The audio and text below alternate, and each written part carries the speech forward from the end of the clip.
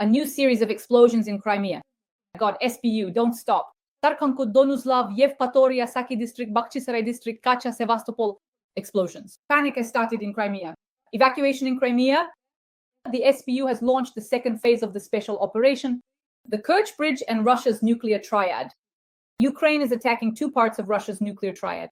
The headquarters of the Northern Fleet, Severomorsk nuclear submarines, strategic nuclear bombers, and the Kerch Bridge.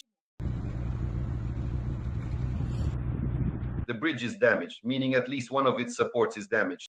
If we look at the overall attack on Russian strategic targets, specifically strategic ones, for example, strikes on Russian strategic aviation aircraft, these are strategic targets, especially since there are 5 of them, as it turned out, just as we said. The thing is, they didn't count the Ukrainka base, but at least one confirmed Tu-95 at Ukrainka has been hit. So strategic aviation, and after that, a strategic bridge. The bridge is real and has strategic significance because it connects the Russian Taman with our peninsula, Crimea. And if it is put out of commission, destroyed in principle until we liberate Crimea, or for example, until it becomes possible to approach with bombers and simply drop hundreds of aerial bombs on this bridge, it cannot be destroyed. There are certain factors that make it impossible to do this. Only engineering methods can be used to destroy it. That means blowing up all the pillars. There will be a lot of problems with deactivating it from its active state, but simply, for example, damaging it at this point, as it was damaged at one time by the security service, and in 2022 and in 2023, putting it out of commission for a certain period, at least for half a year. For the duration, say, of the summer campaign, that would truly and genuinely be a significant breakthrough. Moreover, a strategic strike specifically targeting the crucial Kerch Bridge is intrinsically tied to the very start of our comprehensive liberation campaign to fully deoccupy the entire Crimean Peninsula. Why? Because without question, the bridge must first be destroyed or damaged or put out of commission. There can be different mechanisms for this. To put it out of commission so that the Russians cannot transfer a sufficient number of troops to Crimea. After that, with long-range strike capabilities, using the same drones and missiles to Crimea, which is 200 to 300 kilometers away, we have the ability, almost all our equipment can reach that distance. So this is the main range for our long-range strike systems at the operational level, which are also handled by the security service. That's why I think the next wave will be strikes specifically on military targets in Crimea, of which there are at least 100 stationary ones currently operating and about 100 mobile ones as well. That's why the work of the special services lies ahead. There's an enormous amount of so-called work to be done. But you could already say that the strike on the Kerch Bridge is the beginning of this liberation campaign in Crimea. Roman Egorovich, regarding the nuclear triad, I heard a comment from Keith Kellogg. He's simply stunned. He believes that this is simply a huge, colossal problem for Russia. This is called escalation. Ukraine struck at the nuclear triad of the Russian Federation in 2 components. This concerns the Northern Fleet of the Russian Federation, where the nuclear submarines are located. And of course, the strategic nuclear aviation as well. How much of a breakthrough is this? And do you feel that the strike on the Kerch Bridge is the second phase of the SPU special operation? Well, that means there will be a third one. If, for example, they hit a submarine, I wouldn't be surprised if a Russian submarine on the same Northern Fleet or the same Pacific Fleet gets hit. They feel far too comfortable in the seas. We've already struck Russian land positions and strategic positions, but only one naval component has been affected so far. So in the near future, most likely, if you remember, or rather, if you haven't noticed, military intelligence has gone quiet somewhere. They carried out an operation in Vladivostok. They've gone quiet somewhere around the Russian Pacific Fleet, and it's quite possible that yet another Russian submarine might sink. Putin, as always, will say, what happened to the Kursk, to the submarine? It sank. What happened to the strategic aviation? It burned down. What happened to the Pacific Fleet? They broke up into quarks. So that could also happen. Let's wait and see. Maybe everything is still ahead of us. This is the third such serious blow, and this is the first one that was done properly. And pay attention to the number 3. Emphasize it correctly. Why? Because the air component is one of the main components, and it was the first to be put into service. It is specifically the strategic bombers that make up Russia's strategic nuclear arsenal. The strike by the Maluik showed that this component no longer dominates the world. Definitely. Why? Because, well, it's some $500 drone, or a sufficient number of drones that can practically destroy Russia's strategic aviation. It's possible. Everyone understands perfectly well that now the era of drones has begun. The era of drones, it feels like in the near future, planet Earth will turn into something like this. The planet Shelizyaga. No water, no vegetation, no minerals, inhabited by robots. That is, it's inhabited by these kinds of drones. And in the end, this apocalypse could, of course, become reality, the one that was once shown in Hollywood movies. In other words, this is a real problem for all the countries in the world that have invested in strategic security mechanisms. What was the point of investing tens of trillions of dollars over the last 100 years into something that in the end a $500 drone can just take out in a matter of seconds, as Malyuk demonstrated? That's why I would say that Malyuk and the security service of Ukraine have become the pioneers at the start of a new era in security. Other mechanisms, the real investment should be in robots. By robots, I mean, of course, drones. Drones that are capable of carrying out major tasks with minimal funding. Basically, all these strategies will eventually be destroyed. Once, if anyone remembers, Raikin, I think it was him, may he rest in peace, once said he had a great monologue about those six-story fools, the dinosaurs. Where are they now? Extinct. But the cockroach, it's been around for 3 billion years or however long, and it's still alive and well. That's more or less what the next era will be like, something along those lines. In other words, the little bugs we're talking about now, the small drones, they'll keep getting smaller, but without losing their combat effectiveness. And eventually, what will they reach? They'll reach the point that Putin once recently predicted, together with Skabiva and all that Russian propaganda crowd, Ukrainian combat mosquitoes. They laughed and laughed about combat mosquitoes, but believe me, when billions of Ukrainian combat mosquitoes swarm into Russian Siberia or beyond the Urals, or even before the Urals, I won't even mention it, there won't be a single Russian left. They'll just keep coming after them because the Russian spirit smells so strong. Oh boy, not a single one. No filter can help with that. You have to wear gas masks if you're anywhere near Russia or the Russian Federation. So naturally, following the scent, these Ukrainian combat mosquitoes will wipe out the entire Russian herd, all this Russian Federation herd that attacked Ukraine. Roman Igorovich, regarding the Northern Fleet and the Pacific Fleet of Russia, how feasible is it to carry out a special operation there at all? Well, it's definitely possible. As for the Northern Fleet, on the one hand, it's simply closer because it's just over 1,000 kilometers away. And we've already carried out missions there before, the Reindeer, which are not far from the base, yes.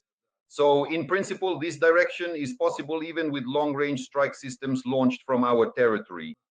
But as for Vladivostok, in fact, in some ways, that's even easier.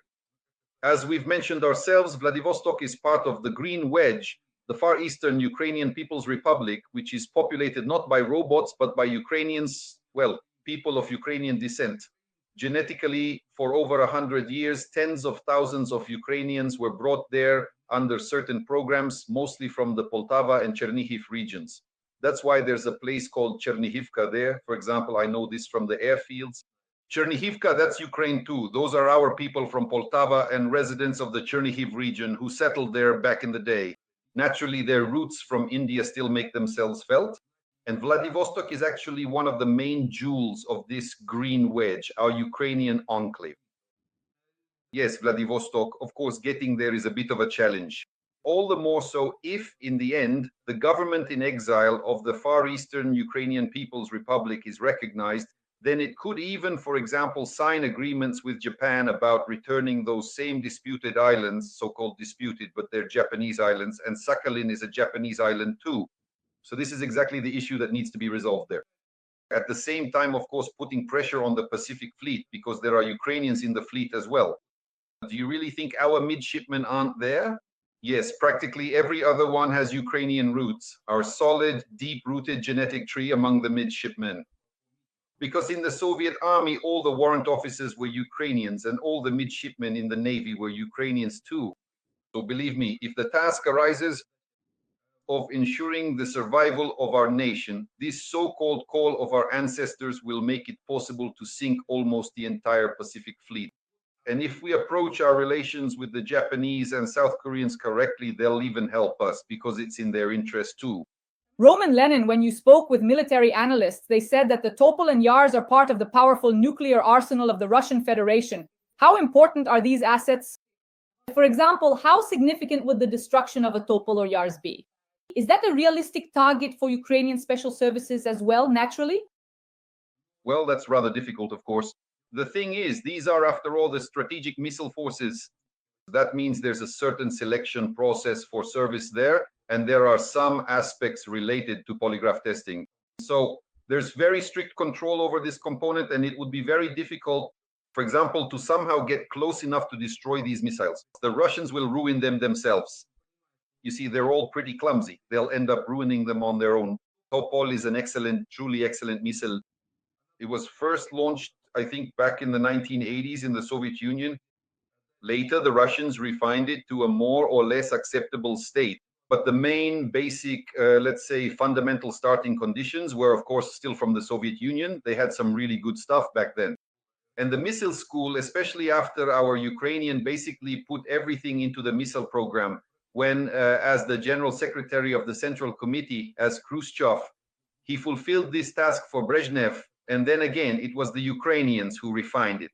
So the missile topic was, of course, very seriously developed in the Soviet Union. The Russians picked up on some aspects, but because the Soviet Union collapsed and the components of the overall production cycle ended up split among different republics, most of them, by the way, were here in Ukraine. For example, the SS-18, the Satan missile, we built it ourselves at Yuzhmash. Naturally, the Topol is a successor of this kind of missile program, especially the Topol M. It's a pretty good missile. The second one after it is also, well, not exactly a clone, but it's basically the same kind of missile, just with a different warhead, one with multiple independently targetable re-entry vehicles. So that's already the Yars, then the Yars RS-24, and then they built the RS-26. They tried to build the so-called Rubezh, nicknamed Oreshnik. That's the Rubezh. Putin called it Oreshnik. And the next line, the fourth missile, is the RS-28, which is the Sarmat. But the Sarmat still can't get its rear off the launch silos. Out of 7 launches, there were 6 explosions and several silos were completely destroyed. So most likely this whole series of missiles is done for. In other words, they won't really have the Sarmat. They'll keep fussing over the Oreshnik like a fool with a rattle. But once its media hype dies down, people will probably forget about it, at least as far as the unified state exam is concerned. But there are 2 missiles that are serious and problematic for us and for the whole world as well, the Topol and the Yars. They can travel more than 10,000 kilometers. These are intercontinental ballistic missiles. Both the Topol and the Yars have nuclear warheads, and the Yars has multiple independently targetable re-entry vehicles with each of its 6 warheads capable of self-guidance as they are deployed. So this really is a serious problem. Although probably it's not as much of a problem for us, because these are nuclear weapons. The Russians aren't going to use nuclear weapons against us. And to fire a conventional intercontinental ballistic missile at themselves would be like using a microscope to hammer a lake. So it's not really our problem. It's a problem for NATO generals, for those guys. The Chinese, in other words, these are long-range means of destruction. For us, the main problem is the Iskanders, KN-23s, and Kinjal missiles. That is aeroballistic missiles that need to be neutralized. The optimal way to neutralize the use of these missiles is, of course, to destroy Russia's hydrogen industry, because everything is based on something. It runs on diesel, on gasoline, it flies on aviation kerosene. The hydrocarbon industry needs to be destroyed. Bankova has ensured the security of the Russian hydrocarbon sector, so this is where the problem lies. It's very difficult to defend against a ballistic missile. We should have had our own a long time ago. It's already the 7th year. We probably could have set up serious production of these missiles by now, but we still haven't seen them yet. Well, we hope that eventually we'll get them, our own ballistic missiles. But the real problem for us, of course, is the Russian Iskanders. So first, we need to destroy their hydrocarbons, all Russian oil refineries, everything related to fuel production.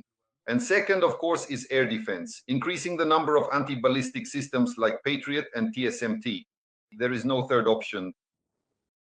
Roman Grigorievich, you have always said that we need to turn our attention to the occupied Crimea. And now the SBU has carried out a successful special operation, then blew up. The bridges near Melitopol. Yes, these are very important logistical hubs that connect the occupied peninsula with the occupied south of Ukraine. And essentially, it exists within the enemy's grouping. How do you assess the situation now? Last night, there were explosions, and during the day, explosions continue in Crimea. We are attacking military targets. Please, the floor is yours. Well, they packed Crimea like sardines in a can with several million Russians from beyond the Urals who were promised something grand there. In other words, they increased the number of Russian livestock in Crimea. Naturally, they also crammed in military facilities there for almost 11, now 12 years practically. Before that, the Russian Black Sea Fleet was stationed there. We allowed them to do so, well, mainly our so-called great leaders who looked so far ahead that in the end they lost Crimea in the first place, allowing its loss back in 2014. So a very large number of Russian civilian invaders, they are indeed civilian invaders, and it's important to understand this. None of the established conventions truly apply to them, but they, unfortunately, do not fully comprehend that. Any Russian who is on the occupied territory of Ukraine is considered an invader, and none of the conventions that protect civilians apply to them. That is naturally for us, they are the same kind of invaders as all the other so-called Russian military combatants who are in Crimea and are subject to elimination. Eliminating them in Crimea is actually not that difficult. Why? Because Crimea itself is an enclosed space squeezed between two seas, the Azov and the Black Sea. In other words, it's practically a ready-made geographic operational cauldron with only two entry and exit points, from Taman via the Kerch Bridge and through the land corridors connecting it to mainland Ukraine. Mainly, if you look at the railway, it's towards Melitopol, you're right, through Henikesk, those are the routes. That's why for us, it's important that when liberating Ukraine, we start by liberating Crimea, because it's much easier to free Ukrainian territory if we liberate Crimea first. Moreover, it's even easier to liberate Crimea itself. If you compare, for example, the balance of forces and resources needed to liberate Donbass, you need an order of magnitude fewer forces and resources to liberate Crimea than to liberate Donbass. That's why, without a doubt, Crimea is simply asking to be the very first to break free from Russian captivity. There are many mechanisms for this. How can this be done? Well, first of all, of course, we need to cut off all the bridges that connect Crimea to the Russians. There are several of these bridges. Well, the first bridge is the Kerch Bridge. Moreover, there are several there. A railway bridge, a road bridge, an energy bridge, a fuel bridge, and a water bridge. All of these are part of the Kerch Bridge, the entire Kerch system, the Kerch Bridge system. And without question, all of them, all 5 of these bridges, need to be destroyed in this regard. The second bridge nearby, next to the Kerch Bridge, is the ferry crossing. The floating docks need to be destroyed. The floating docks, and of course, especially the railway ferries. The third bridge among the general ones is the so-called Sea Bridge. That is to say, these are precisely the same BDKs, which are large landing ships, and they can be effectively utilized as ferries between various ports, for example, from the Russian Black Sea coast directly to our Crimean Peninsula. There are still several large landing ships left. The Russians can use them to transport a fairly large amount of weaponry with significant tonnage. Then there's the air bridge.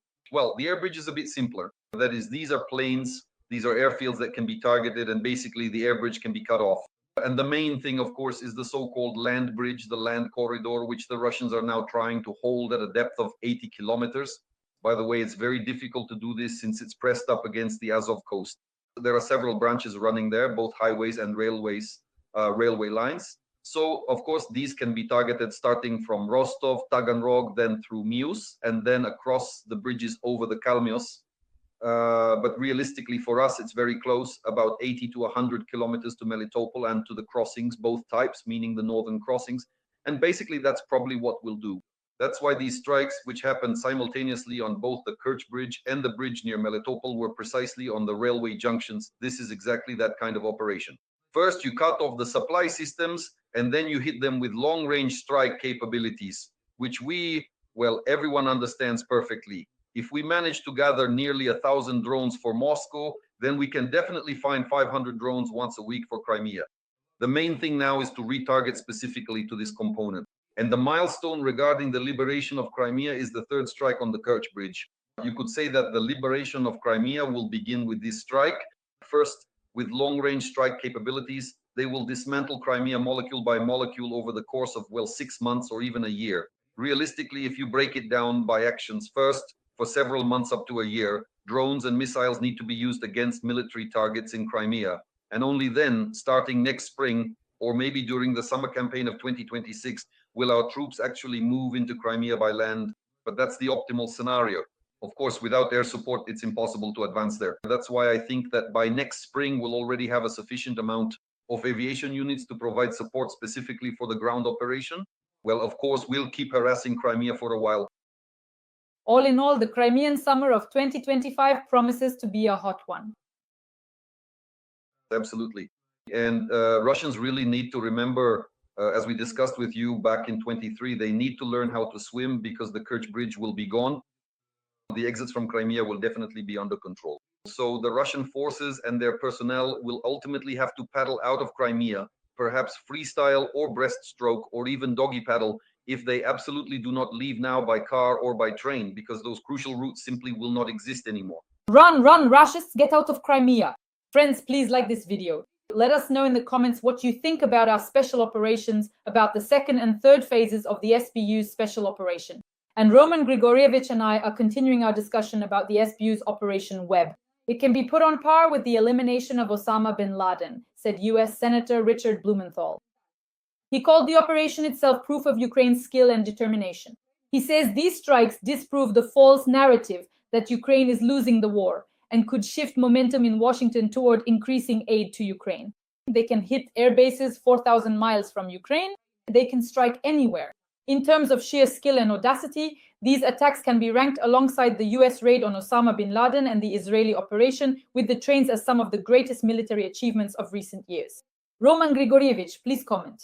Yes, the Americans were shocked, not because we struck the Russians. The Americans tried this on for themselves, and now they're shocked to realize that their air bases are just as exposed as the Russian ones. They were protected from each other by treaties. That is, there were certain, I think, third parties, there was a certain protection of strategic strike assets specifically provided by these treaties. Moreover, one of the primary and most significant conditions was that these aircraft had to be readily accessible for continuous monitoring by external surveillance systems, such as advanced satellites. So it turns out that the Russians, just like their American counterparts, are indeed required to park their military aircraft in designated areas that are clearly visible to the opposing side, a standard practice for transparency. But we're not adversaries. No one told Malyuk about this. He didn't read this script. Naturally, he just went ahead and struck the Russian strategic bombers, taking one of them out of commission. And now the Americans are thinking, wait a minute, the same thing could happen to their bases as well. And their bases are wide open. Nobody's even bothered with them. If the Chinese or the Houthis or the Iranians or the Russians set out to take out the Russian strategic bombers, the American strategic bombers, there aren't any of those either. And if they get serious about it, especially the Chinese, we can see how the Chinese have really taken the lead in this regard. So that's their problem. They weren't shocked by our so-called audacity. They were shocked by their own vulnerability to these kinds of weapons, like drones, even a simple cheap drone. Yes, Roman Grigorievich. Today I read a brilliant analysis by a Ukrainian woman, a patriot, on Facebook. She wrote that the whole world, which is afraid of escalation, of nuclear escalation, which didn't give us long-range missiles, which didn't give us Taurus and other missiles that could have destroyed this entire nuclear triad. They are simply shocked and frightened that Ukraine managed to do all this without their help. Isn't that right, Roman Grigorievich? That's exactly how it is. Credit to the person who saw it this way, all these military, someone who is closely connected to military matters. That's exactly how it is. What was important in the last century, is now absolutely irrelevant, just as what was important in the century before last was irrelevant for the last century, right? No one nowadays remembers the sling or the boomerang. Of course, I don't mean the missile. No one remembers bows, arrows, or spears anymore. Now, in the last century, when rockets appeared, when airplanes appeared, and now we're already at the next stage. So what was needed in the last century is simply unnecessary now. Strategic bombers are no longer needed, nor, for example, is that same fleet that used to consume trillions of dollars. Just think how much had to be invested in all that.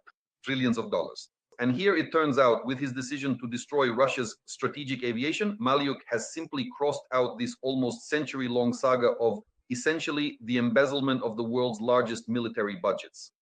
Trillions of dollars were invested in this, and now they're simply unnecessary. A single Ukrainian security service has shown a real slap in the face to this entire strategic triad, no matter what form it takes. Moreover, even the nuclear component of this strategic triad doesn't scare us for one simple reason. We have means of nuclear strike that are much more powerful, stronger, and more problematic for the enemy than theirs. A nuclear warhead that explodes sometimes, even then, it's not always clear whether it was a nuclear explosion or just a serious conventional missile. You can only measure it with a radiometer.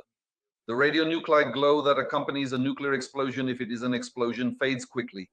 And believe me, if you scatter spent nuclear fuel rods over Moscow, we've talked about this so many times, Lenin would come back to life. Yes, he'd be more alive than anyone from the radiation that would fall, say, on Red Square if the Russians used nuclear weapons against Ukraine. They understand this perfectly well. Why have they gone quiet on the nuclear topic now? Because they realized that it wasn't for nothing that a hole was made in the fourth reactor of the Chernobyl nuclear power plant. Who knows what might fall out onto Grandpa Lenin? He might even grow a third head and start running around saying, you're on the right path, comrades. Well, more or less wherever it's pointed to. Roman Grigorievich, to wrap up, let me ask you the following question.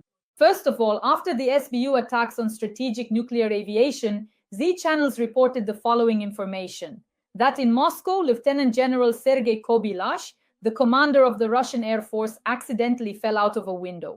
And now everyone is starting to count how many strategic bombers we've destroyed or eliminated. That is, 41 have been damaged or destroyed. How significant are these losses? Please comment on this as a final point. Well, if this isn't an information operation, and it could be a Russian information operation, since they sometimes inject this kind of event into the information flow through certain dubious channels. And then if, say, the opposing side picks it up, they present it as something negative. Then they show this Kobylash, yes, and will go on to say what kind of people we supposedly are, not handling things properly. So for now, at this moment, since there is no confirmation and there really isn't any, we treat it accordingly. Although strictly speaking, given the responsibility involved, well, Kobylash should have been made to fly. As for who will, so to speak, make him fly, or has made him, or will make him do it, that will depend on the Russian special services.